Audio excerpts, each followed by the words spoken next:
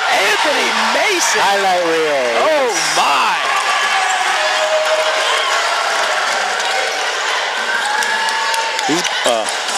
And that is just a killer there. You get a big momentum play, and then immediately on the other end, I believe it was Devonta Cook. Is not happy about it either. Yeah, I believe it was Devonta Cook that hit that three. So, man, just the momentary lapse. The biggest momentum building play you can have in the sport of basketball, which is the just resounding dunk, followed immediately by relinquishing a three. And that back and forth, I mean, three's worth more than two. Yeah. So the defensive lapse hurts the Raiders there. Right, absolutely.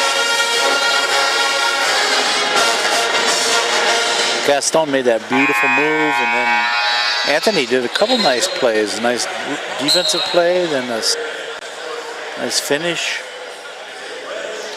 And there was a point on that dunk where when Mason had cleared the defenders and decided that he was going to go all the way and he was wide open, and you saw him just palm that ball, and just you knew something special was coming. After the putback, you could tell he wanted to jam it home, and he did right there. Right. This arena blew up, but like I said, unfortunately, you follow it up with giving up a three, and a wide open three. That's what hurts. And that is worth more than the dunk. So Milner.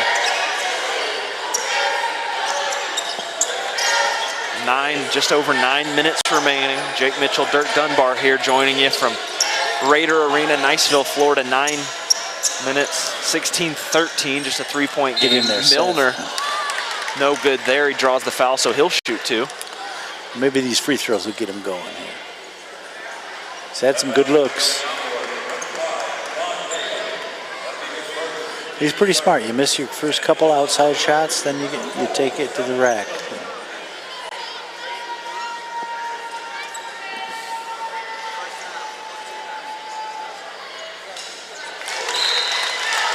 Good on the first.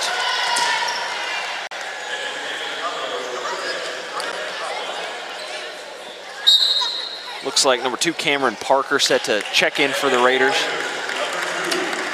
The sophomore out of Crestview, Florida. I'm sure he's got some friends here, family. Talked about it a little bit on the Wednesday broadcast, but you know, there's 7 or 8 towns that can be listed on a player's bio and get them qualified as a hometown player in this area. Is a great basket there from Gordon. But Crestview, we have Renisha Payton on the women's team from Fort Walton Beach, who she's considered a hometown player. It's a Raider program that has, oh wow, a big miss there, so miscommunication. But no, a Raider program that has united a lot of people around here that typically rivals. You know, I'm a Choctaw graduate, and we've got Fort Walton Beach graduates and Niceville graduates that all come together and root for the Raiders and follow this program. Yeah, Jeremy was a good friend of Marcus Chambers. Both of them played here. They played a lot of summer ball. Jacoby Owens. And it's another one. The community ties involved with this program run deep. Marseille Caston out to Cameron Parker. Parker picks up his dribble and gets caught. He gets away there, Milner. Philip Gaffney, irate with the official. He wants a travel call there, but nothing doing. A 5-second violation is what he is after.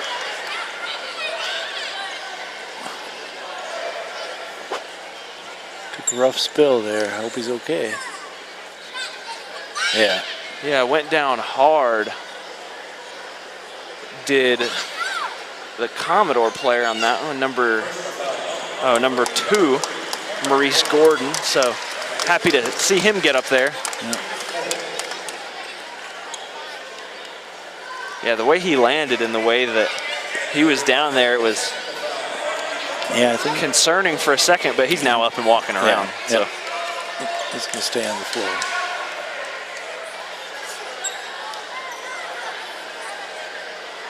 He's kind of grabbing at the waist level, and so I assume that was on the coach, the technical. appears to be Milner. Yeah, Phil Gaffney, not just working the officials, but after a situation there where he wanted a travel call, he was irate. So might have even made contact with the official there.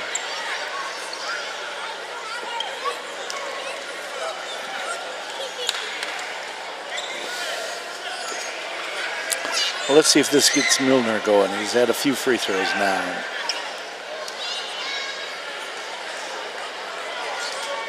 He's such a vital part of that offense. So there's another one. Milner seeing the ball go through the hoop, and as you mentioned, that can be a thing for a shooter that's so vital, is just see that ball go through the hoop. And yep.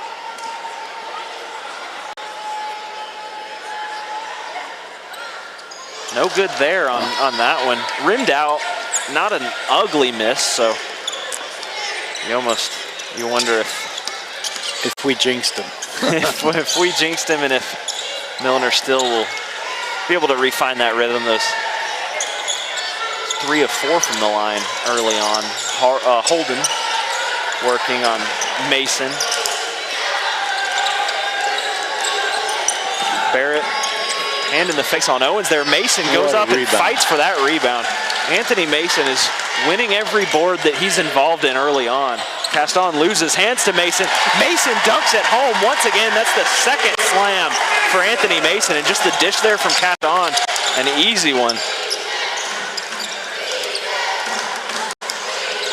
Marzette lost it, regained it, and kicked out. Now Holden working on Milner.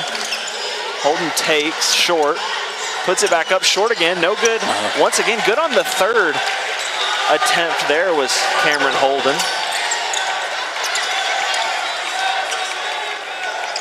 So 6:30, just over 6:30 remain in this first half, and a 3-point lead for the Raiders. Cameron Parker kicks to Barrett. Barrett from the right wing. He's good. Shaquan Barrett. That's good to see. He had a rough shooting night Wednesday, and to see him knock one down there. So immediately a whistle there on Barrett right after the 3.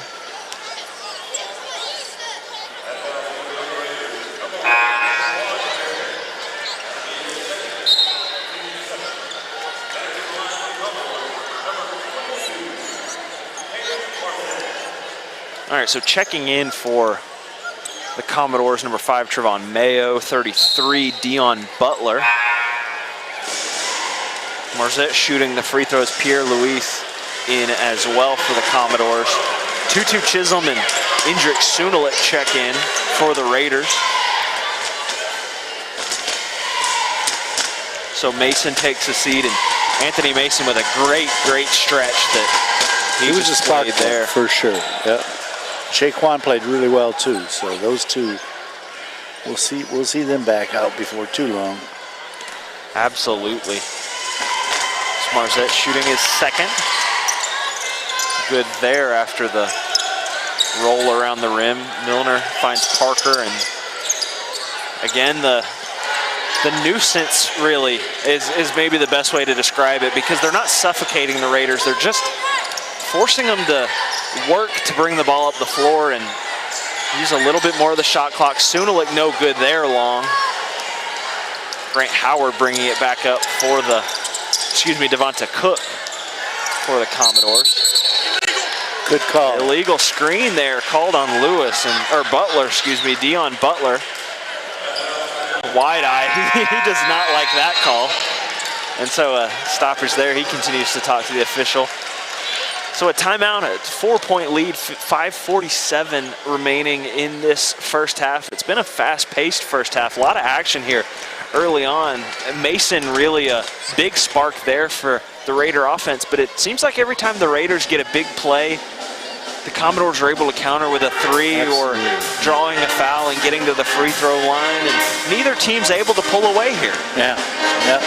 And I doubt if we'll see either team pull away. I think if we can sustain this effort, we'll stick right with them. I'd like to see us sneak away with one here. I definitely do. But you're right. It was nice to see Mason. And he bothered some shots in the middle as well. It's not just what he did, it's his presence. 3 rebounds already for Anthony Mason. 2 points to go along with that. The scoring balance for the Raiders. 3 for Barrett, 6 for Caston, 5 for Seth Milner, 4 for Jordan Smith, and 2s for Wojcik, Chisholm, Sunalik, and Anthony Mason. So good start for the Raiders here. A 4-point lead against a team that is tied for first in the conference. So it's a good showing. Encouraging first 14 minutes and 13 seconds for Butch Pierre's team, and they look better every time we see them. Yeah. Sunalik, now Mason.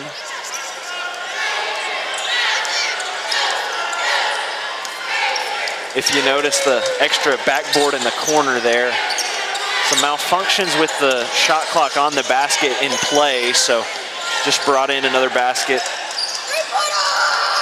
There you go, Marseille Caston from 3, and Raiders starting to find their range from deep. Trevon Mayo, a free throw line jumper, he's short. Milner and Sunalik running. Milner going to take it all the way, and he lays it in. Protected the ball with his body, leaned in. Very nice move. And Marseille has yet to take a breather. He's going hard. Marzette, he's good from 3. Kalen Marzette. And the Commodores never letting the Raiders get too far ahead. Every time we make a move, they come right back and knock something down. If you're watching this game, you wouldn't know that the Raiders are 0-8 in conference play. This one's got the feel of a heavyweight fight that has 2 teams just trading blow after blow. Marseille Caston again from deep 3. He can't convert there.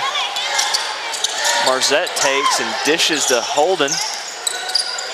Or excuse me, Mayo that was. Now Devonta Cook. Back to Marzette. He'll work on Sunalik. A travel there. We'll take that.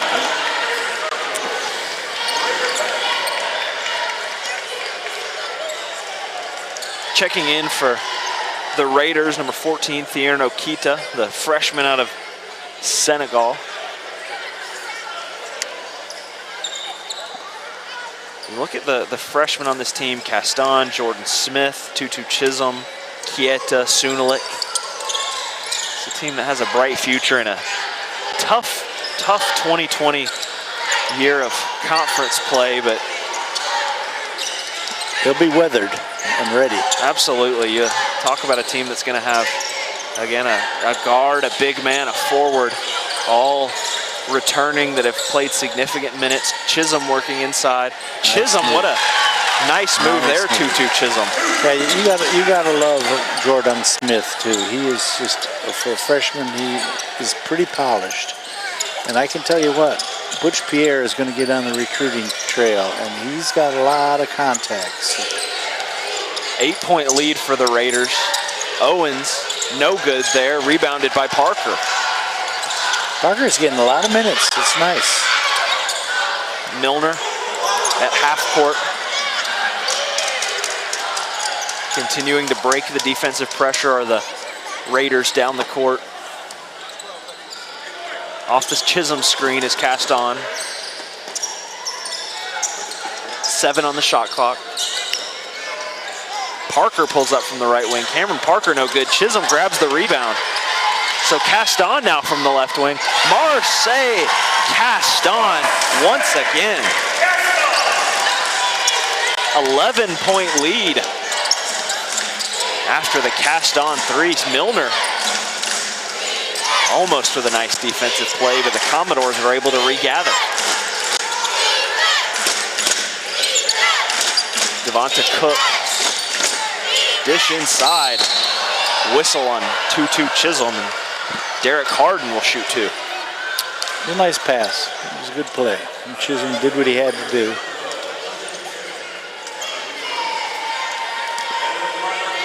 .221 left, and the Commodores now in the bonus for this final few minutes of this first half. No good on the first free throw is Harden. Freshman out of Rex, Georgia, mentioned that this Commodore roster is just littered with players from Georgia. Nolan Coswell from Duluth, Georgia, number 25. He doesn't get a ton of playing time, but he's just another. Makes the second. It's a 10-point game now. Cam Parker bringing it up the floor, guarded by Jacoby Owens.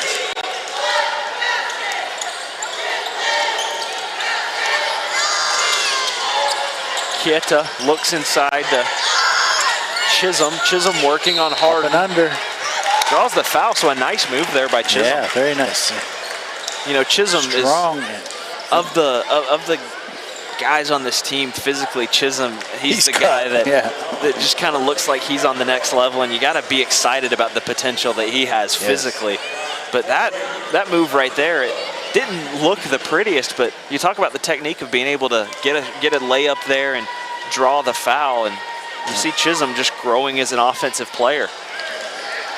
It wasn't as successful as his first up and under, which was a little more powerful. He tried to finger roll that one, but he gets him to the line. He's going to knock this one down, too. Chisholm, no good on the first. No good on the second, so it hurts. another announcer jinx there. I said he was growing as an offensive player. He misses a couple free throws, but both of them a little heavy. Still a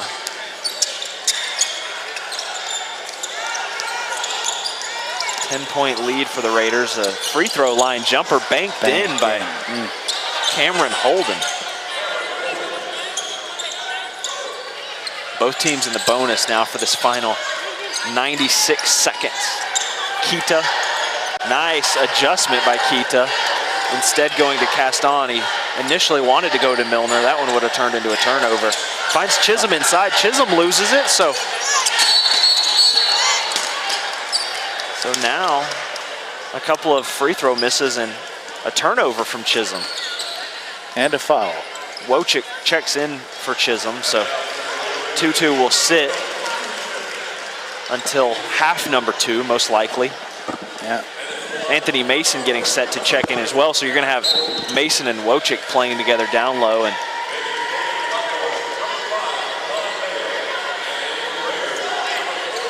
Keita checks out, so just a couple minutes from Keita.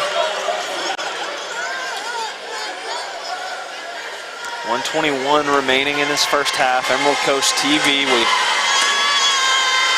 welcome you back into this one. Anthony Mason grabs the board there. Jake Mitchell, Dirk Dunbar. Nice to see him miss the front end of that one-on-one. 1:11 remaining.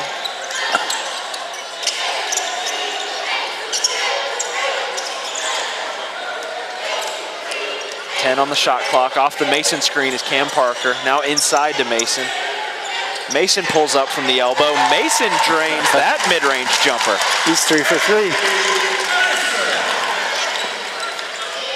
It's as good as it gets. They've played Holden on Mason for a lot of this game, and Mason just rises up and shoots over the top of Holden using that height advantage.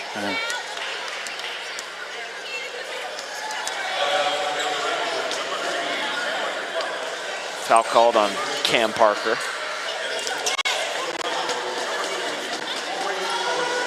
Double bonus now for the Commodores.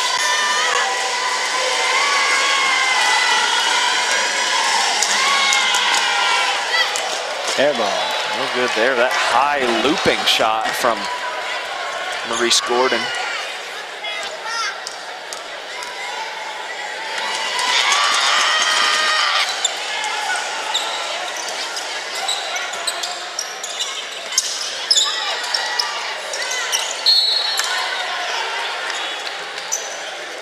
Ball remains with the Raiders there.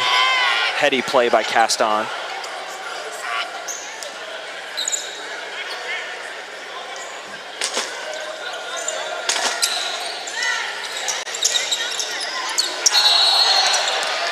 Travel there on Mason. Yeah, he looked a little uncertain of what he wanted to do. He was looking to pass to Simon, who then was covered. And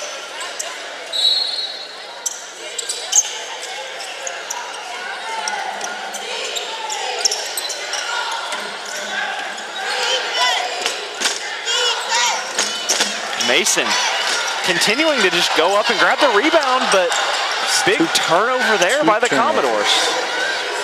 Or by the Raiders, excuse me. The Commodores come away with the 2. Anthony Mason on the alley-oop. So the Raiders answer right there. Jacoby Owens, as we have 3, 2, 1 remaining in the half. Wow, Trevon Mayo nails a 3 as we head to halftime. So 40-33 is the lead. Northwest Florida State, the Raiders with a 7-point margin in this one as we head to halftime. Raiders looking for their first conference victory and a very exciting, encouraging first half there for the Raiders. What were your biggest takeaways, Dirk? I think that Anthony Mason brought a spark there. Gaston has played very well, very solid. Seth Milner missed his first 4 shots, but has come around. He's playing a great floor game. So the defense has been awesome. We're hitting the boards hard. You got to love the intensity. If we can sustain some confidence, I think things look good. Absolutely. So we head to halftime. The Raiders with a 7-point lead. We'll be back with you here shortly from Raider Arena in Niceville, Florida. The second game of our doubleheader, and the Raiders looking for their first Panhandle Conference victory of the season. We'll be back with you shortly.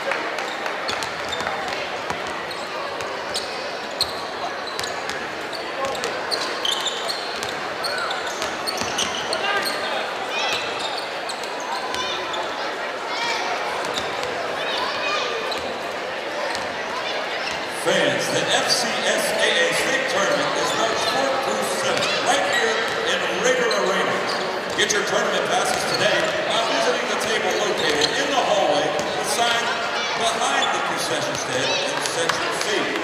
Don't miss a second of the action. Get your passes today.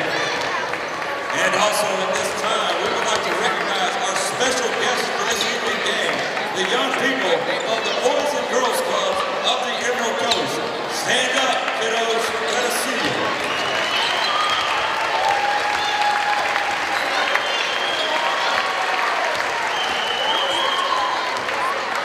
And we've also got a special happy birthday shout out going out to Brody Hicks. It's his 25th birthday, ladies and gentlemen. Give it up for Brody.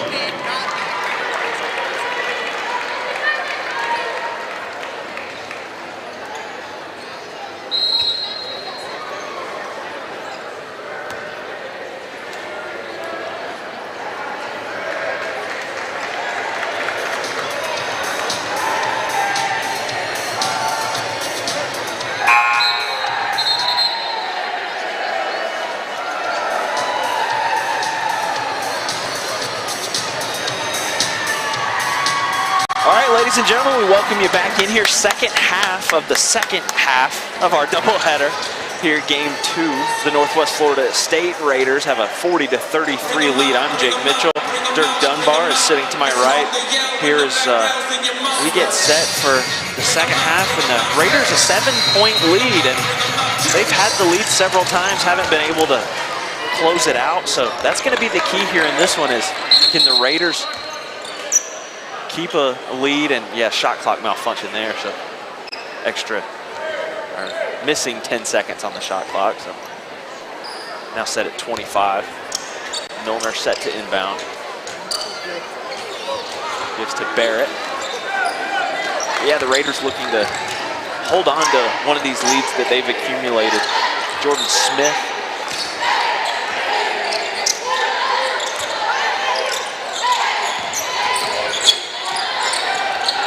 Inside to Chisholm. He's working on Harden. Over to Milner, and the dunk from Milner. You got a couple of big dunks from Mason in the first half, a big dunk from Milner right there, and Raiders with a 9-point lead in the early goings of the second half.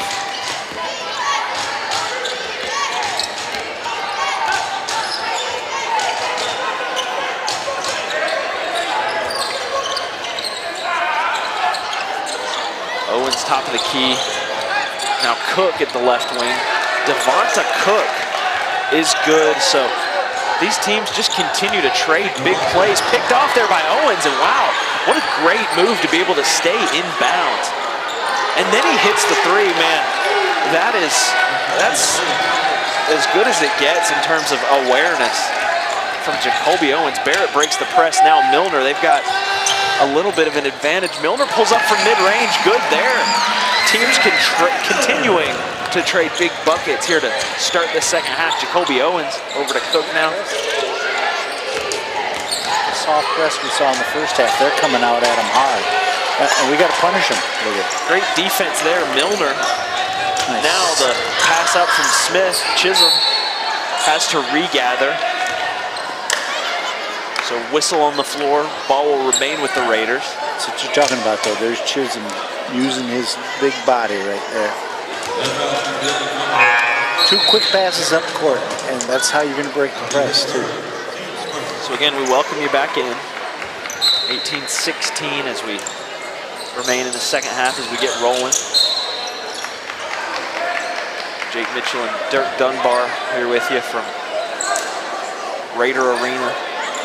If you note, Butch Pierre in the black Northwest Florida Raider polo type shirt. So he must have wardrobe change. He must have done the Bruce Pearl and sweated through the shirt during the first half, or nice play, Shaquan, in some way. So he saved the ball there and took it to the rack.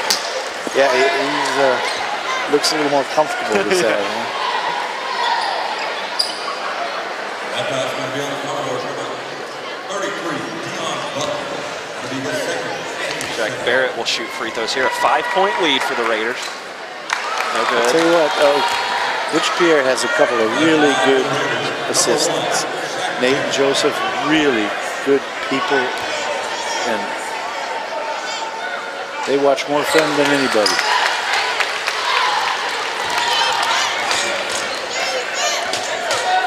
Staff does a great job, and you know, we talked a little bit at halftime, kind of just talking about the future of this program. And I mean, you look at Jordan Smith, Marseille Caston, as Jacoby Owens hits a three there, but Jordan Smith, Marseille Caston, and Anthony Mason, all freshmen. Indrik Sunelik, a freshman as well. So another three from Owens there. So Jacoby Owens is just completely taking this game over in the early goings here in this second half. High game, 4 straight threes. We got a little careless with the ball.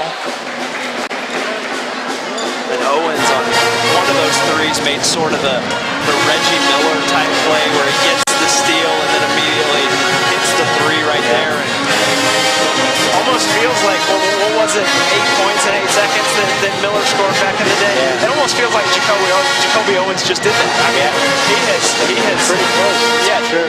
taken a game where the Raiders had a pretty solid lead at halftime, and in the first 2 minutes and change, Jacoby Owens, number 4 of the Commodores, has brought this game level. So there you Tracy see. McGrady has the record now, right? Didn't he? Yes, that's right. That's right. It is 13 points in a minute or something absurd. Forgot about that. Yeah. McGrady.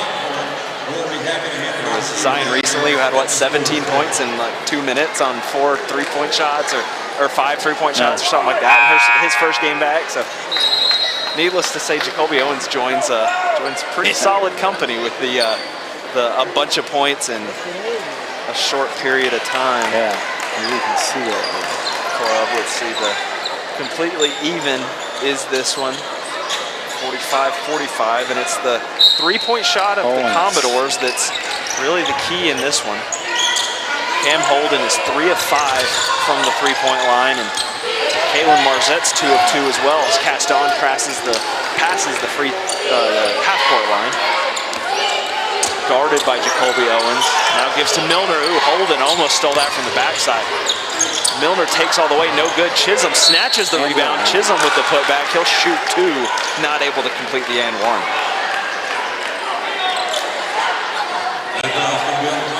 So this is where, for the Raiders, you know, we talked at halftime about having a lead and keeping a lead. And again, you know, they've had a lead for a big chunk of this game. You're not going to hold on to it the entire game against a team as good as Gulf Coast. But now that you've lost the lead, in your experience, what is the key to flipping the momentum again? Because Gulf Coast has all of the momentum. You just got to go back what you were doing.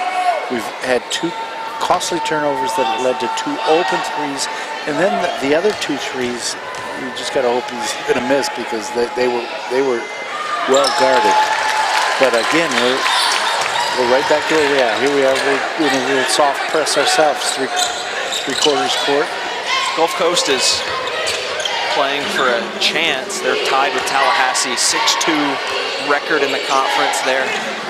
Playing for a chance to gain sole possession, barring the Tallahassee result. The alley-oop, Holden loses it though, puts it back up and still gets the 2, but has to get his own rebound and regather for the 2. So he went to a little zone there and somebody fell asleep.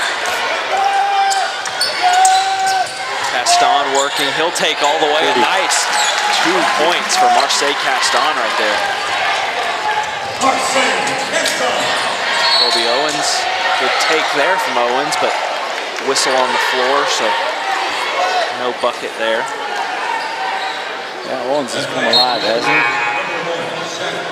He really has in this second half, but you know, it's ironic that Gulf Coast is tied for first with Tallahassee, because when you talk about the games that Gulf Coast has played here and Tallahassee has played here, in both situations, the Raiders were ultimately kind of killed by that 3-point shot. So an air ball there from Owens and maybe a bit of a heat check, but Smith with a great take, but it rolls out of bounds. Raiders retain possession. Smith a little frustrated, but no, Gulf Coast and Tallahassee, the 2 top teams in this conference right now, are teams that shoot the 3 ball at an extremely high rate. Yeah. And they put up a lot of them, too. Yeah, that Tallahassee team, when they came into town, they shot a ton of them. And two offenses with Gulf Coast and Tallahassee where the coaches kind of allow the players to do a lot of their own thing within the structure of the offense, but a lot of freedom given to the Gulf Coast and Tallahassee offenses. Whistle there. It looked like Grant Howard was holding on to Shaq Barrett as he tried to maneuver and get open. That foul's going to be number 10, Grant Howard. Going to be his first. Team's fourth. So another whistle there this time. It's number 4, Jacoby Owens. So blocking foul line. Owens will bring it up the floor as this game just a few short minutes ago, it was the Raiders who had a sizable double-digit lead, but in a matchup zone here. Commodores have made this one close, yeah. Mason fronting Holden. Now inside to Gordon. Holden wanted the short corner jumper, now passes back to Gordon. Oh, Anthony Mason. Now the shot clock violation was the Too whistle bad, there. he could have had a block again. That was and still a forceful one. I've got the headphones on and I still got the sound of the slap in my ears from that one. And Milner. So this is a very aggressive press there. You got to meet the pass. Holden the steal, Holden no good there. Smith going up and grabbing the rebound.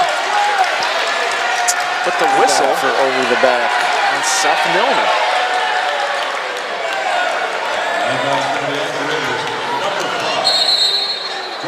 Oh no, he got a technical on top of it. He did not need that. So a technical foul, and here's Holden there, and Smith just grabs the rebound out of his hand. Smith had the ball first. I think that I understand Butch Pierre's frustration there. And the technical, I believe, was issued on the Raider bench or on Coach Pierre. Owens to tie right here. And indeed does so. 49 all. 15:29 remaining in this one.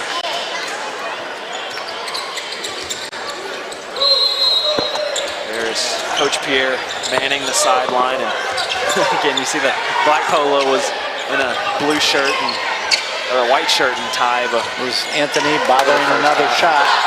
Didn't get the block. Fast break. Owens from behind picks the pocket of Seth Milner.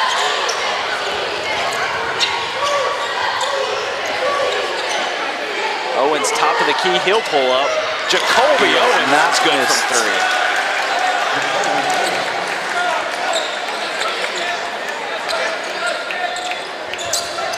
He has 17. I think 15 of them are right here in this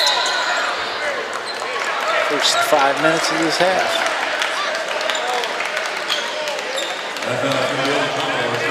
I mean, at least 9 of them. He's made at least 3 in the early going of the second half. I think 4. And then he's had 4, free throws too. He's hit so many in the early going here that it's already starting to rub together. What happened there? Let's see. Keep trying to throw the ball off him.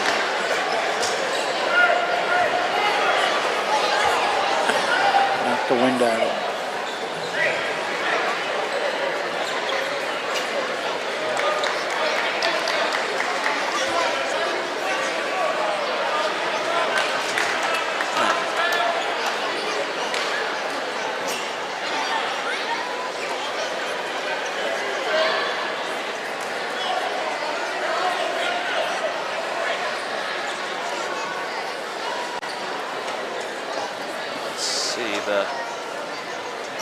One official conferring with the folks at the scorers table. That's kind of the hesitation there. Yeah, it looked like Gordon may have just had the wind knocked out of him where he got hit. Up to Mason. Anthony Mason with his 3rd slam of the game. Another alley-oop pass pass. And a travel there from Maurice Gordon, so the momentum, as soon as feels like the Commodores have got this one completely in control, the Raiders with a couple of big plays, including a huge Anthony Mason slam. He was out Wednesday, and we mentioned it, missed a game with what we were told a violation of team rules, and we could not ask for a better response from a young man than what you're seeing from Anthony Mason right now. And that's how you earn the respect of your teammates. You mess up and Caston rolls out there, but you mess up and you say, okay, I'm going to come back in the next game and I'm going to be productive and I'm going to help my teammates out and get right back into the thick of things. Yes. I'm sure the coaches are happy with his performance too and his attitude.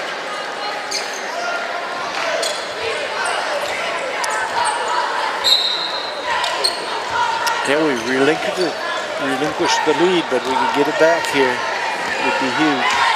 Shaq Barrett is working on Devonta Cook. Now Anthony Mason at the left wing, hands to Milner. Milner takes the Mason screen. Mason rolls, but instead Caston. And Caston is gathered by Mason for a second and then picked up by Kalen Marzette. Marzette over to Trevon Mayo. Not the cleanest of slams. He hit the rim there for a second, but was able to get it to go in.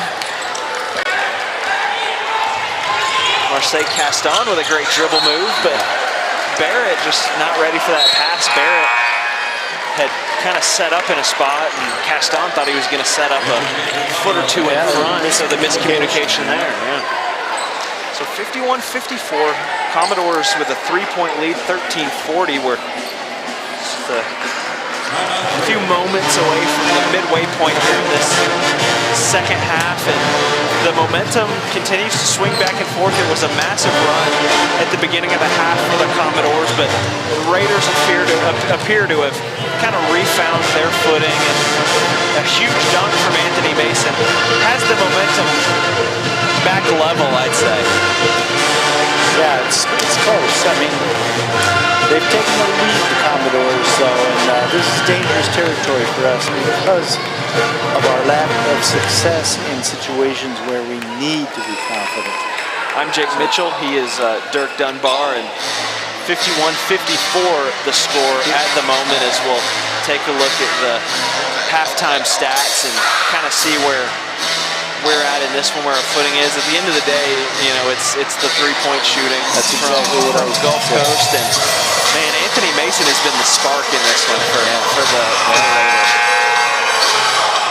So they're 9 for 15s and threes. We're 3 for 13. So that may be the biggest difference. 14 points for Caston, 11 for Seth Milner, 8 for Mason.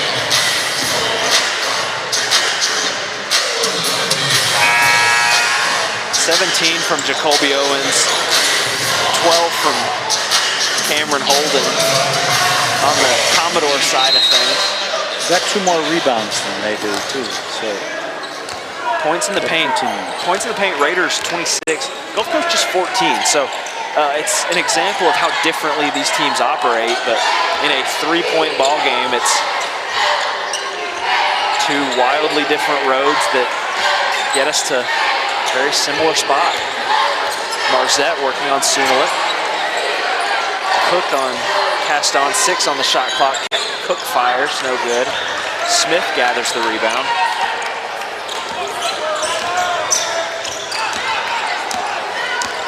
Caston working on Cook.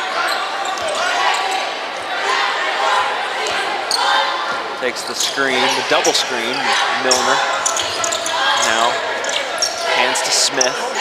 Smith on his opposite number, Trevon Mayo, number 5. Sunulik with the move, but Sunulik turns it over. Cook on the fast break. Got to take that shot. Marzette from the corner, no good. Milner grabs the rebound.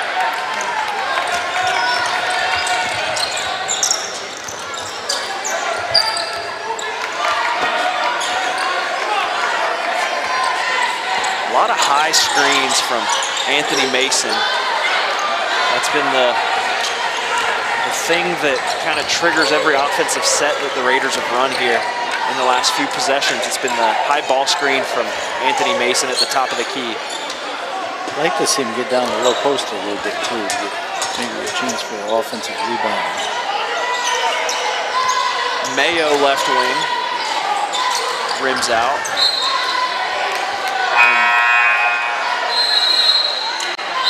Looks like it'll be basketball to the Raiders as we hit another stoppage and still a 3-point game in this one for the Raiders.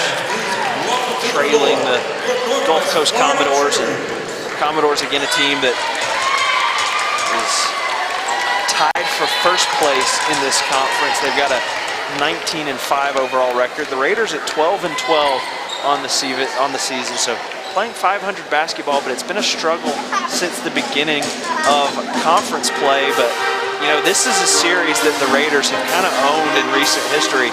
They've won 18 of the last 23 against Gulf Coast over the course of the last 8 seasons. 9-2 at home, 9-3 over at Panama City at their place. So you mentioned something earlier, and I think it's an important thing to point out about this team is this is a transition year for the Raiders. This is a year where, you know, new coach and kind of a late off-season transition for the Raiders.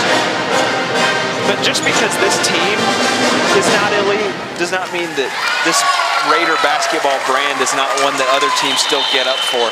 It seems like every time we're here to do a game, the Raiders have dominated the series against their opponent for the last 8 years. So it goes back a long ways, back to the Bruce Stewart days. So they're going to, you know, there's definitely nobody feeling sorry for the Raiders, and they know they can turn it around any game, and that Raider Nation will be back. Well, there's no question about it. And the other thing too is you're gonna take everyone's best shot. Yes. It's just because, you know, you're struggling in conference play doesn't mean that other teams don't say, we're going to go beat Northwest Florida. Yeah. I mean, you got to think about it in the context of, even if Alabama's in a down year, how many SEC fan bases go, we got to beat Alabama? Analogy, very good analogy. Plus, Gulf Coast needs this to stay up with Tallahassee. So this is a huge game for them. So it tells you something about the character of this team, that we're going blow for blow with a really solid good team. And make no mistake, this is the best junior college division in the nation. Absolutely, a great take from Wojcik there. Yeah. And again, they pushed it against the press. Devonta Cook.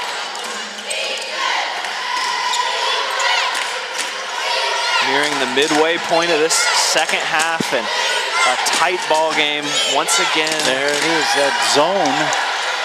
We got to have to get our positions figured out.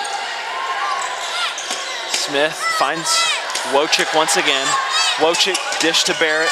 Barrett just can't find Anthony Mason, and you saw Anthony Mason kind of look at Barrett and give the point towards the sky. I've got to agree with him. You've got the 3 guards playing back in defense. Man, if you're Shaq Barrett, you go over the top and let Mason dunk at home once again. It had a little bit too much zip on it too. Owens. Good cutoff. Nice box out.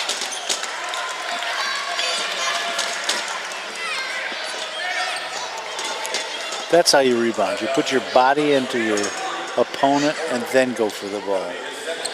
Too many players like to go straight for the ball without making that contact.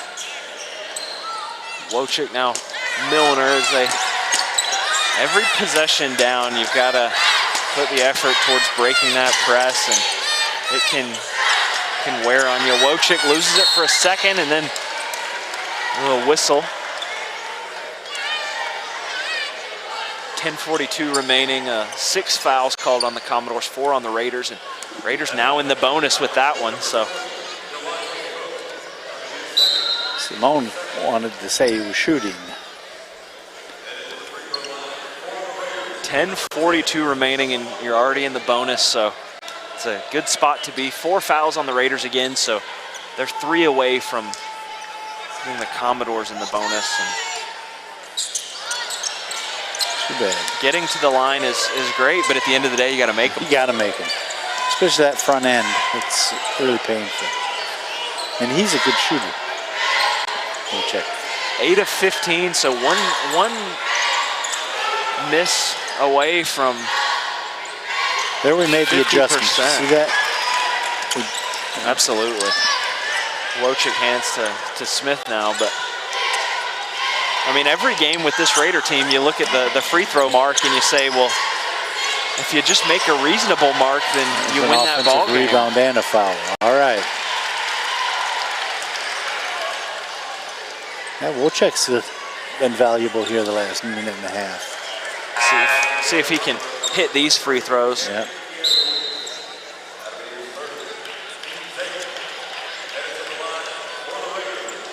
Mason checks out as well as Milner. Marseille Caston in. Tutu Chisholm in as well. Raiders all back Anthony defensively. pulled himself out of the game. I think he did something to his quad, maybe. He's walking around back there in the tunnel, so we'll keep an eye on him for sure. Chisholm now down low. Another front end of the one-on-one. Owens top of the key, guarded by Barrett. 5 on the shot clock. He missed one, yes. Rims out there, does Owens. Now Barrett at the corner. Nice play. Oh, Smith just slapped away by Holden. A nice play by Holden. Now in the transition, Jacoby Owens. So after missing the 3, he gets back in transition and gets the 2 there.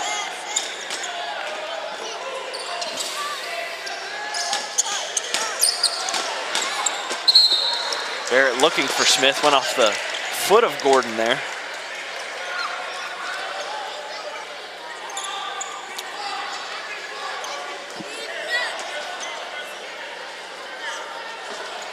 This is a huge possession right now.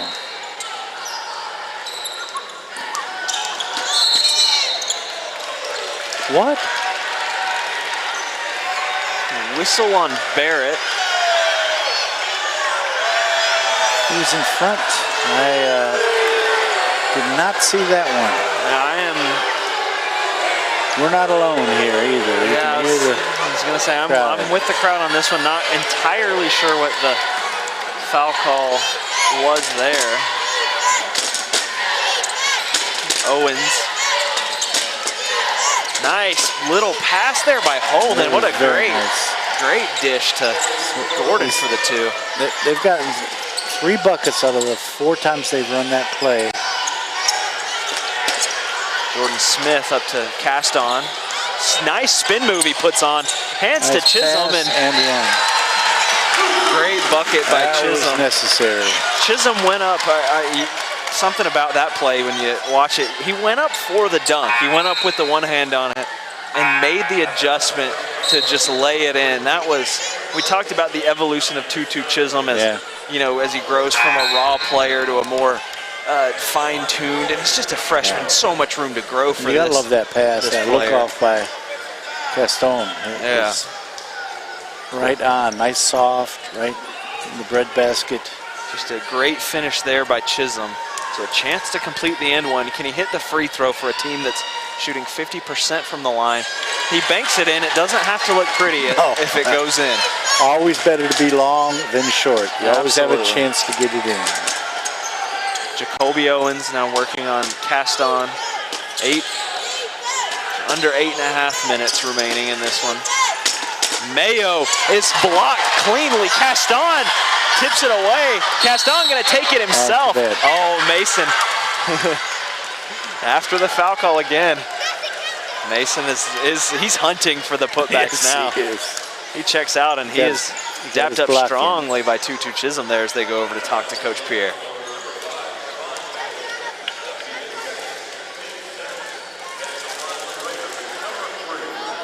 So a huge defensive play there. Caston on the break. Draws the foul, hits the first of his free throws. Raiders now in the double bonus with 8:16 That is great. remaining in this that one. could be a difference maker.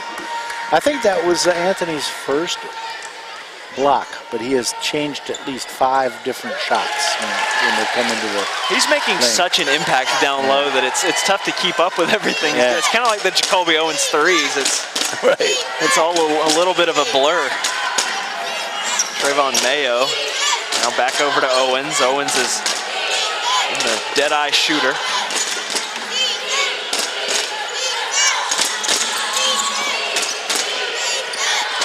Owens long on that. Milner grabs the rebound. Against the 6'11", Dion Butler. And one. Oh, nice take. Can't get it to go, but Caston draws the foul and a chance to tie here.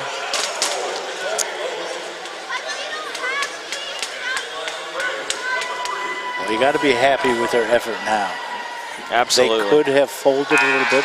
We could make some free throws. We'd be 2 front ends of 1-and-1s, and that's not like Marseille to be short on a free throw. Yeah, that one was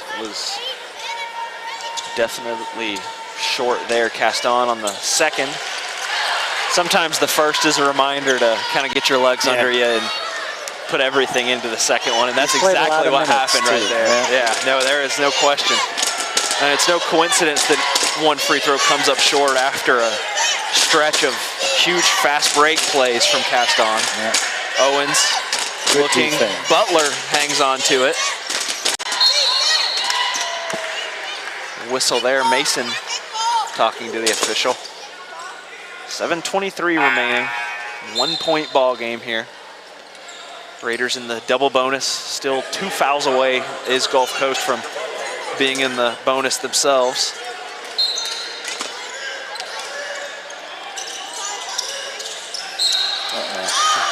Whistle there.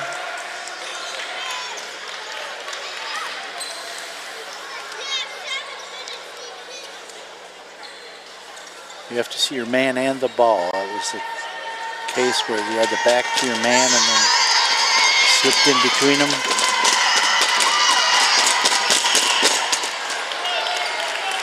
That high archer. No good on the first is Maurice Gordon. 6'6" is the guard. He's such a versatile guard. We've seen him do some work inside as well. They've got a number of players that can play different positions. They really are a team. You know, Butler, the 6'11", number 33, as the Raiders look to break the press there. They find Mason. Mason up to Chisholm.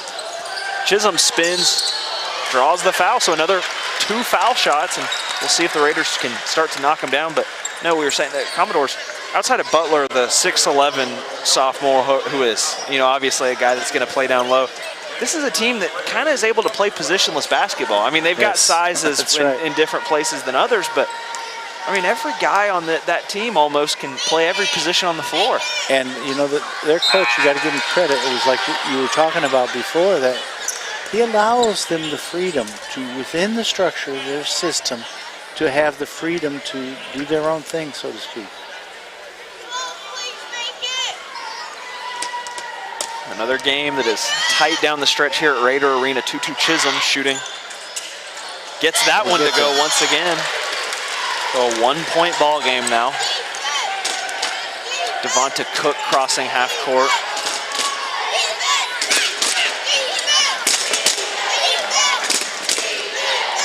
Grant Howard kicks to Cook. Howard now once again gives to Holden. Holden pulls up from the left wing. Holden no good. Milner grabs another rebound. Holden has not done to us what he did last time. This has been a far, far different game in terms of who's been effective for the Commodores. It's been Jacoby Owens in this one. Owens has been amazing.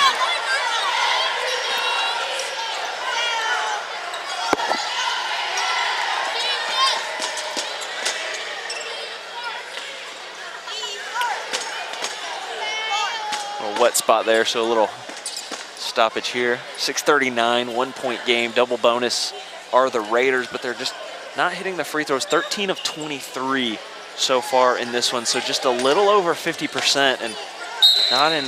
And that's not counting the front ends of 1-and-1s. No, absolutely. A lot of missed opportunities for the Raiders as well. At least we're in the double bonus now. Milner. Beautiful. Good. Nice basket by Seth Milner. Kalen Marzetta Yes. travel there. So the Milner basket, the Commodore turnover, and good sequence of events for the Yes, Raiders. We got the lead and the ball. Milner, 4 of 9 from the field, so I mean, a very solid game for him. Exactly what you look for from a guy that had gone cold for a few games. He's not lighting it up, but he's having a very We had a solid. slow start. He's doing a lot better. Goes and saves it, but 10-second call there, and ball goes back to the Commodores. 6:13 in this one.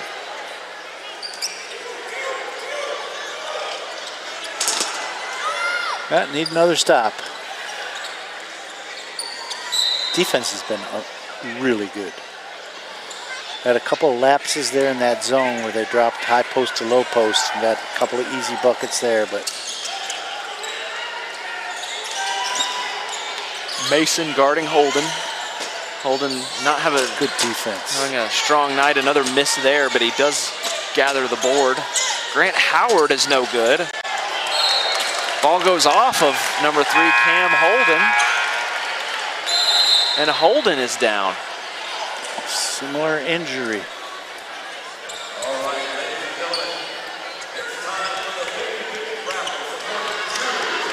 And Holden looked like he might have taken an inadvertent shot below the belt. Yes. So unfortunate, but He looks to be okay though. Well, you can always tell when the teammates start to laugh about the injury. That's Then it's not too serious. you can imagine where the shot was taken.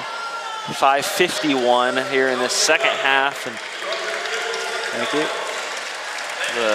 the Commodores kind of owned the first half of this second stanza of play, but now in this back half, this last 5 minutes or so, it's been a game where neither team is able to really go on a run. It's been back and forth, and now a 1-point lead for the Raiders with 5:51 remaining in this one. But they're showing a lot of backbone because they've had every reason to crumble a bit, with the past experiences. But to see them fight back, claw their way back into a 1-point lead, and they're going to the floor. They're working like everything depends upon it. So Coach Pierre has got their heads in the right place right now. Absolutely. That's imperative. Yeah, a close game here, and we welcome you into our broadcast position here. I'm Jake Mitchell. He's Dirk Dunbar, and RJ over off camera to our left, the man that drives the ship here and keeps us rolling. And again, a 1-point lead for the Raiders as they look for their first victory in conference play. Earlier tonight, the Raider women, by beating Gulf Coast, gained sole possession of first place in their conference. Now, Raiders unable to do that tonight, but they can get their first conference victory. And that sure was an exciting game too, wasn't it?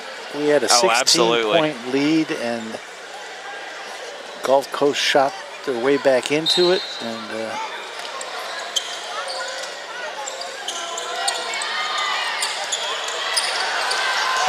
gotta get the ball before. Wow. Holden able to grab the rebound, but a miss there on what looked like an easy layup. Yes, that was a silly technical. I've got to tell you, I kind of watched that whole interaction play out where the technical was called. The official that Jordan Smith directed his frustration at is not the one that called the technical. That's true. And I mean, I understand, officials can make a call from anywhere on the floor, but if the official that received the frustration is not calling the tech, then why is the other guy coming in and calling the tech for that official? That's good question. I mean, and this is, I understand if a player is using, really bad language. I mean, I think But what I think he saw, the other official, was that Smith did commit the foul and then did complain. And so, but I think you're right. Your point's well taken. It's got to be the official that makes the call that also then, makes the technical call. I think if there's one pet peeve I've got about officiating, and the more specifically the technical foul, what do you get teed up for? I think a guy's allowed to be frustrated. Yeah. I think Jordan Smith there should be allowed to be frustrated with that call. Yeah. He didn't say much. No, it's not he like didn't there was a overdo it. I profanity-laden agree with you. I tirade totally there or agree. anything. And I just think that's a momentum changer Yeah. right there. We had the lead. Now that's the second technical called against us in the second half. I'm not trying to say they're not justified, but it's sketchy. I'll say that. And either way, I'll always defend that. I don't think he should get a tech called unless you go, a lot of profanity, unless you're just really Throw being a tantrum. unless you're really being abusive with the language, which I think is the buzzword that the leagues use to determine what gets fined and what doesn't. Are you using abusive language? And Right. I think a guy should be allowed to show some frustration. Chisholm, they're breaking the press now. Pass up to Mason. Mason going to take all the way. And Gordon unable to draw the charge call there. We'll see. If we can make some free throws now. So that was a close one upon looking at the replay there. Yeah. Gordon certainly came as close as you could to drawing that charge. I don't know if his heels were on the line back there or not.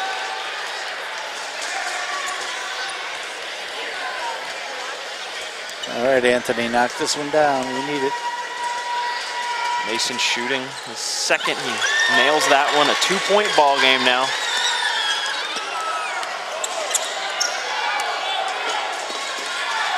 Devonta Cook.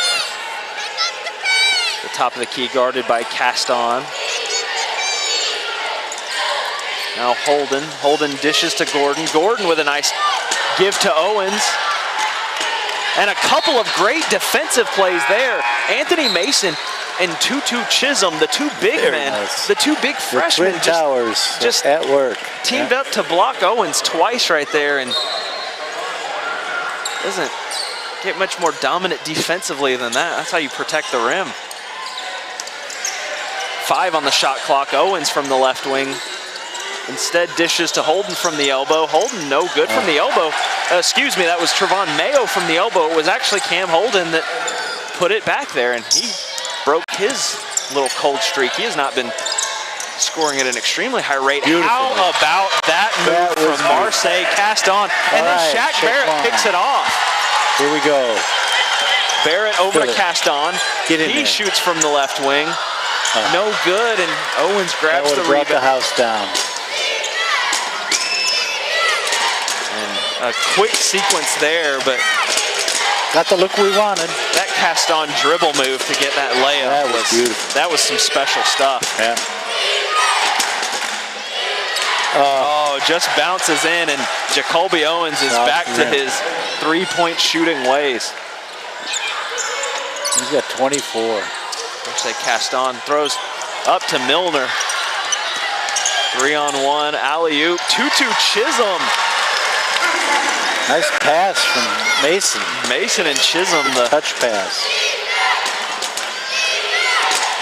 twin big men down low.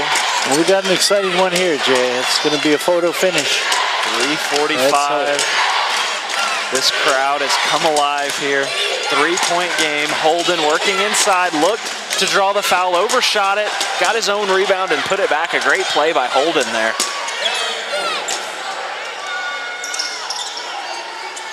Out to Chisholm. Punishment. Now There you Milner. go. Now Mason. Mason.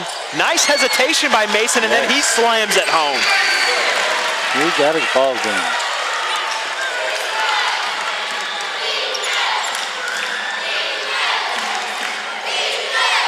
Raiders trail by 3.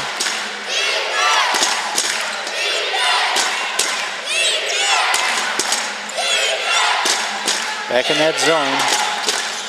Pops step from Cook. Thinks better of it. 5 on the shot clock. Owens steps back, pulls up on Barrett. No good. Mason grabs the rebound. A Pushed by Chisholm. foul call. And a Yeah, bag. 2-2 Chisholm, so a big one there. Did not need to do it either, but oh well. When you think about the way that possession was setting up, you had a crowd that was just getting ready to explode on a big Yes. play. You had a couple good possessions in a row. Had Marseille hit that one, that Absolutely. would have been a... So the foul there on Chisholm, more than just a foul that allows 2 free throws, but a foul that also All right, they missed Wow. the front end. missing the front end, but a foul that prevented a fast break opportunity, though Raiders have a chance to make up for it. Marseille Caston, another great move. He can't finish that one, but he's regularly getting some good Yes, he looks at is. the basket by just making dribble moves on guys. And That's when he usually knocks down, elusive. too. That was his shot. 15 on the shot clock, 2:20 remaining in this one. Raiders, again, looking for their first victory in conference play. This team has played so many close games, and Gordon there with the 2. A great look from the Pass Commodores. from Owens. Milner working it ahead. Milner going to take you gotta himself. Anthony Mason, Mason. another putback dunk. Anthony Mason is owning the inside right now. Yeah, he's had a whale of a ball game.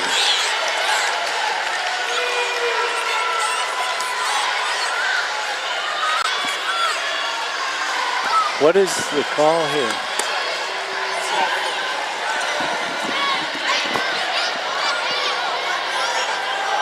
So some confusion here. It was the Mason dunk, and then not sure what the officials are conferring on. I thought initially that maybe it was a tech for hanging on the rim, but he didn't hang on the rim. But he had a defensive player right underneath him. He could have landed on him. I mean, there may have been a call or two today where they could have called it, but that was not the case on that play.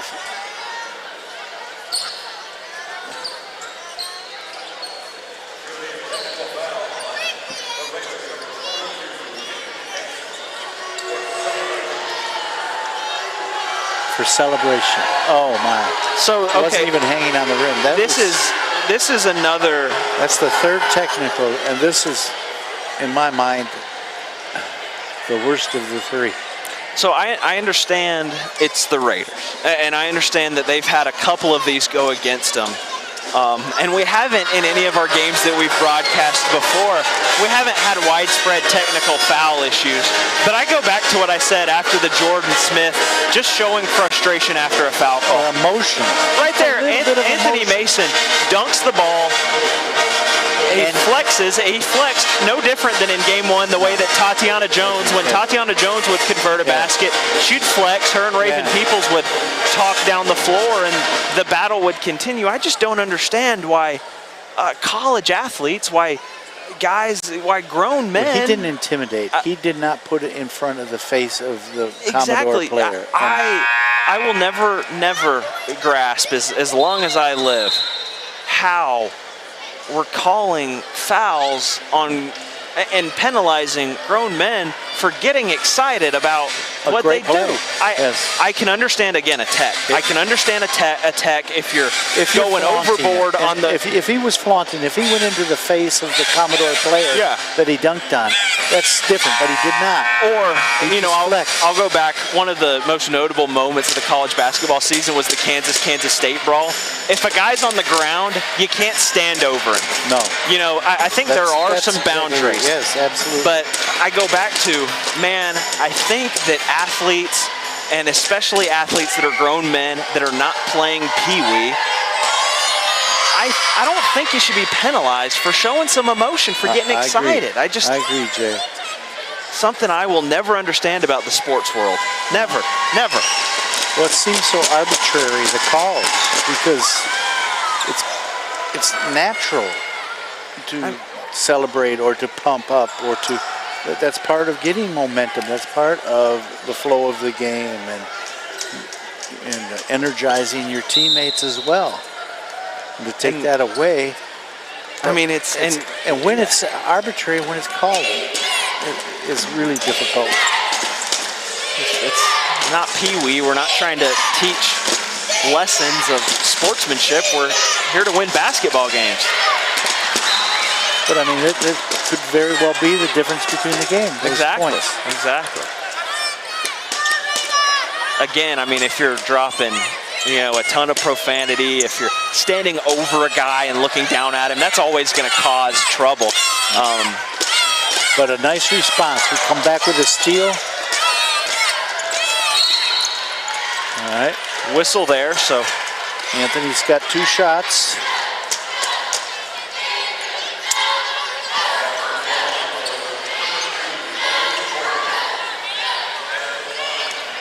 So after Anthony Mason shooting 2 after a couple of technical, after, just I don't want to harp on it. We've got a minute and a half, so, focus now moves to ending this game. But those 2 technical fouls, those are going to stick out when this one's over and we look back at the result, because those are 2 that I just cannot understand. Here, Devonta Cook now. Yes. Nice play by Milner, stolen away by Seth Milner. He's going to take it all the way, draws a foul, Trevon Mayo there. So Seth Milner will shoot 2. Strong move. Chance to cut into this 4-point deficit. That's Seth Milner at his best right there.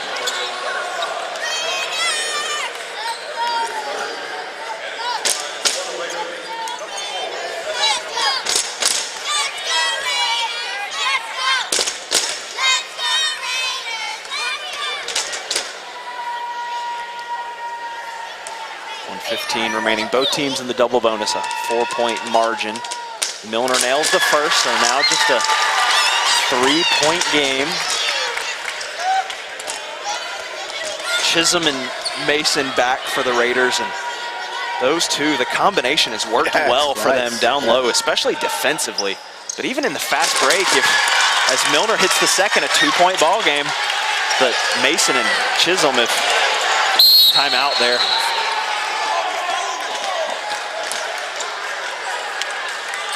Timeout called by Devonta Cook. So 110, a 2-point ball game. And as we put the officiating, which again I can always keep going on my. Hopefully we won't even have to think about it. Hopefully. So a 2-point game, 1:10 remaining in this one, and R.J. Murdoch there, and I'm Jake Mitchell. He's Dirk Dunbar as the mascot there. Rowdy. Comes right in front of us. So we've left 11 free throws hanging. And 11 free throws. And 3 of those were the front ends of 1-and-1s. There would be more than that. No, we're at 12. 40% from the 3-point line, 10 of 25 are the Commodores. So that has been one of the big keys in this one. Raiders 12-point advantage in points in the paint, 38-26. But here is really the stat that I think tells a lot of the story, and that is the Commodores 26 points off of turnovers, just 14 for the Raiders. That press, we mentioned it at the beginning of the game, they weren't putting it on that was a soft to press suffocate them. Second half, they came out and pressed hard. Exactly. They doubled hard. Exactly. Our press has been successful here the last couple minutes, though. Let's see if we can get another steal here. Philip Gaffney's ability to choose when and where to slap on that Commodore press has played a huge part in this game. Trevon Mayo. We're doubling the ball everywhere right 60 now. seconds remaining. 12 on the shot clock. 2-point ball game. Jacoby Owens works inside. He'll pull up. He'll nail a deep 3. Jacoby Owens. That is as good as it gets. A fadeaway 3. Barrett inbounds to Milner. Milner looking, finds Chisholm. Chisholm looking up, goes to Mason. Mason now to Caston. Caston, a jump ball call, and the possession arrow goes toward the Commodores. I would have liked to have seen Anthony go up with that one. He would have drawn a foul, if not also a bucket and a foul.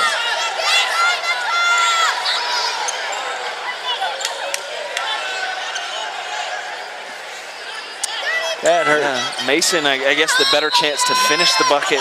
Caston, the better free throw shooter, though, if you put him at the line. So a tough decision there in a 5-point game. Now the whistle on Shaq Barrett. That's five on him. And there's the replay on the foul on Caston. And upon second look,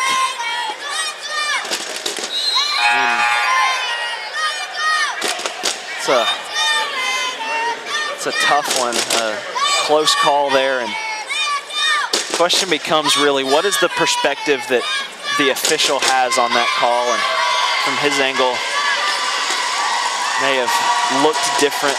Jacoby Owens can't nail the first, still a 5-point game. So it will remain a 2-possession game with 32.5 seconds left.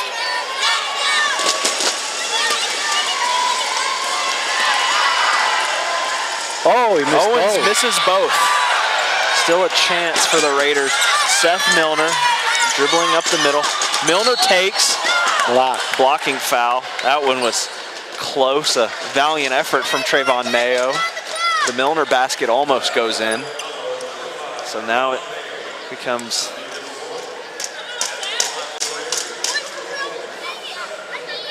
that stretch of the game where you'll see fouls. Nice take by Milner. Yeah, absolutely. Fouls and free throws. He's been solid at the line.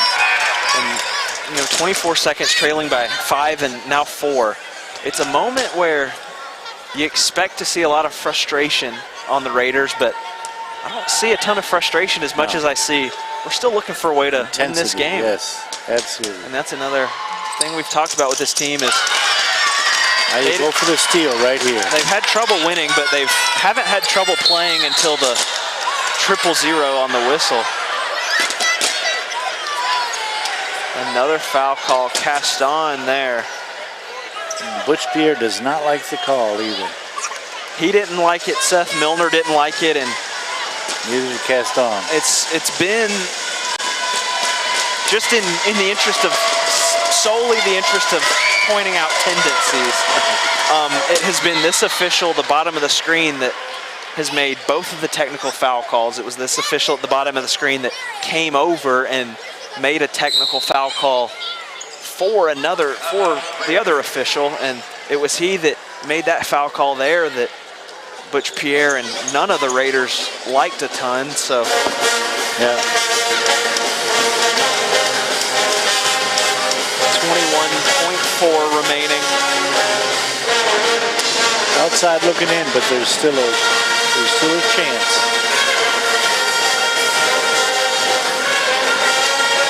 A lot can happen in a short period of time. And again, we have laid it on ourselves again at the line a little bit.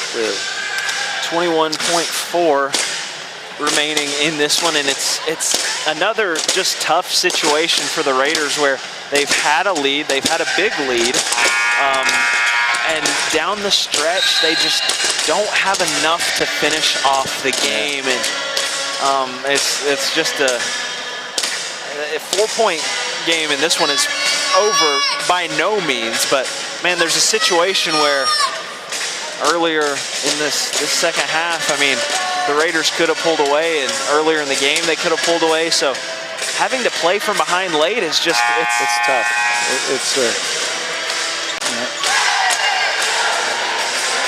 And you almost have to start looking for a 3 here. If he makes this one, still a 2-possession game, but one of them has to be a 3, and I'm sure that's why I put in Summer League too. Yeah, this lineup now, Sunalik, Milner, Caston, all guys that can hit the three, and then Mason and Chisholm down low are the guys that are going to try to clean up anything they can.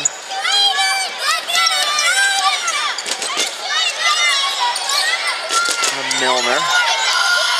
Milner dish to Mason. Mason dunks it again.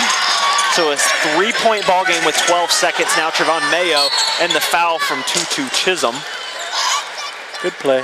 Yeah, nice foul, and that was a good look by the Commodores. They found the open hole right there in their Raider press, and Chisholm got over quickly and put the foul on Mayo, and looked like only 2 seconds overlapped, or lapsed, excuse me, on that inbound.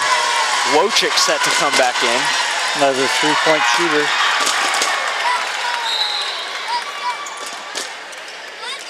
So Wojcik will take Chisholm.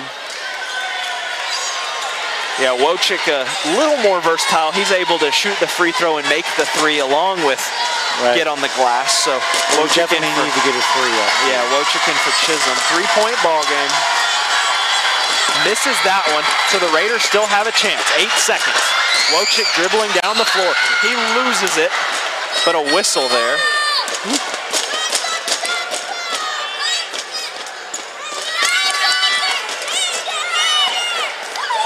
You called it. He's our free throw shooter. Not sure we wanted him bringing the ball up, but well, and on our blessings. If you're the Commodores, I think you've got to like at the end the way that possession played out, because he can sink both free throws, and you've still got the lead with 5 seconds. So that's kind of the debate that you. Man, a big miss there, Shimon Wojcik. Yep. But that's a good free throw shooter too. As a coach, it's kind of the question you have. Up 3 as late as this, you almost force him to go to the line, and on that one they were looking for the steal, and Wojcik missed the first of the free throws. So that was just a case of, at the end of the day, the bounce again went against the Raiders. They lost front of the ball rim, hit the back, and then flipped out. Kind of a little microcosm of our season, isn't it? In the conference play. Been right there, had the opportunities, the shots, the chances. Yeah, between our 3-point shooting as a team collectively and our inability to hit clutch free throws, has cost us. You just got to believe if we get one of these games that the next one would be a lot easier. You know, you got to break the ice. We haven't been able to do that. Yeah, this is a team they're playing it out right to the last second. Yeah. You got to love Anthony Mason. I think I've seen a new spark in him tonight. It's tough for this team as you get a look at our broadcast position. You see no wavering from them, but unfortunately, as this season has gone on, we've gotten to a point where there's an unfortunate wave of kind of the I've seen this before feeling. Mason gets up, ball goes out of bounds, 3.3 remain. That was a nice play. That was a very well executed shot. He banged it off the backboard, hit the front of the rim. We had a good look at it, and we've got the ball. We can tie this up. So 3.3 remaining, and now you got to wonder if the Commodores are going to foul right away and put us on the line. And that is what we just talked about, and we can kind of discuss that a little more. But this is a situation where up 3 with only 3 seconds, if you're winning, you foul, right? Right. But if you're offense, you want to get the ball in a shooting motion. You want to have a double pick for somebody coming off it and get the ball.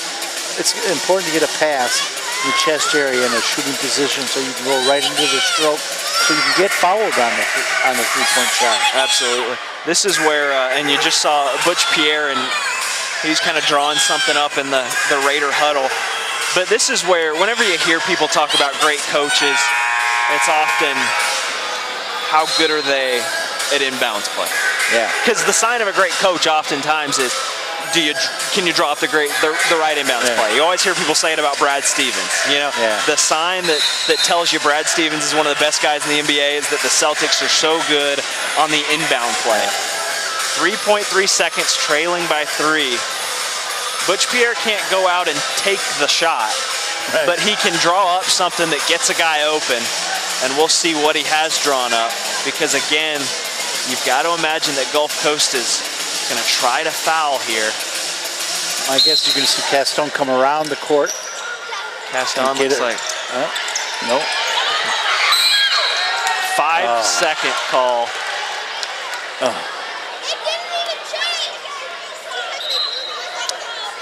That is. See, it was called for Caston, as you can tell from Butch. He was saying. I mean, that's just as tough as it gets. They'll foul with 2.4 and send Holden to the line, and that is 2 games in a row, Dirk, where and we saw this in the last one as well, where the Raiders call a timeout, they come out, they get a 5-second call. I mean, I made the comparison on Wednesday when they did this. I made the comparison to, you know, how just maddening is it when the team calls a timeout in football, comes out and gets the delay a game. Yeah. And you go, how? You know, how does that happen? And well, Gulf Coast played it really well. They focused on the three-point line. They knew that's where they were going to go for the shot. So they really left the middle open. And it was well played defensively. Well, still. And there's so many ifs and ands, and it makes it so painful. They'll dribble it out. Gulf Coast will win. And one other, one other question I have kind of a little bit about the inbounds play is that Milner and Sunalik at about the 4-second mark of the 5 seconds were in the same spot almost on the three-point line. So maybe some miscommunication there, but I think so. Ultimately, I think that, I was watching Butch Pierre and his reaction, and he was pointing, and I'm pretty sure the play was for Marseille Gaston. So another deflating loss here for the Raiders. This time it's by 4, and again they had a chance and weren't even able to get the ball inbounds, trailing by 3 with 3 seconds remaining. So you don't want to harp on the ifs and whens, but we've said it before. The technical fouls themselves, the things that could have gone different ways, but this is the 5th out of 9 games that the Raiders were right there and had the opportunity. Yeah, they dropped to 0-9 in conference play now, so a tough loss for the Raiders, but not all was bad tonight. The Raider women got a huge victory to gain sole possession of first place, and not sure what's going on at other places tonight, but I know that Gulf Coast now, with a Tallahassee loss, will gain first place of the Panhandle Conference in the men's division. So we had 2 of the top teams on both the men's and women's levels here tonight, and the Raider men lost Jake Mitchell, Dirk Dunbar as we wrap this one up, and that was RJ Murdoch, by the way, to our left, the man who runs the ship here at Emerald Coast TV and has us up and running. And Dirk, final takeaways from a difficult loss here for the Raiders. It's just painful. It's kind of a par for the whole season. It tells us we're there, we're fighting. Anthony Mason was a spectacle to behold. He had all 7 of his shots, had 9 boards. I like the heart. I like the attitudes. It's a shame we can't break the ice, because I think things would get easier. Absolutely. So we still got a couple opportunities, and I really believe we're going to get one of these. But it's getting a little more difficult. It is. So I've enjoyed it. Thank you, RJ. Thank you, Jay. Absolutely. This has been a blast, and we'll have one more home game here in the regular season for the Raiders and Emerald Coast TV. They'll take on Tallahassee 1 week from today, Saturday, February the 15th. The Raider men have 3 regular season games left: Chipola, Tallahassee, and Pensacola, with a chance to grab that first conference win. But, something we talked about during the game was, as we reach the end of this year, there's a lot of young guys on this team like Anthony Mason, like Marseille Caston, and the future is bright. So as we wrap up this year, in this next week or so, we can't help but be optimistic about next year, and we'll be excited to come back next year. Thank you for joining us here on Emerald Coast TV. You can get us on the YouTube channel, Emerald Coast TV, the Facebook page as well. Be sure to like us and subscribe on YouTube and Facebook, and be sure to check out the Roku app and the Fire TV app as well. You can get us just about everywhere, Emerald Coast TV. So once again, thank you so much for joining us tonight here on Emerald Coast TV. I'm Jake Mitchell. He's Dirk Dunbar. We thank RJ Murdoch for running the ship here. Another tough loss for the Raiders. We'll join you next week, the 15th, here for the last regular season home game. So the regular season finale for the Raiders against Tallahassee. Again, the 15th, and we hope you join us then. Again, I'm Jake Mitchell. He's Dirk Dunbar. We will see you next time here on Emerald Coast TV for Panhandle Conference Basketball, live from Raider Arena on the campus of Northwest Florida State College here in Niceville, Florida. We'll see you guys a week from tonight.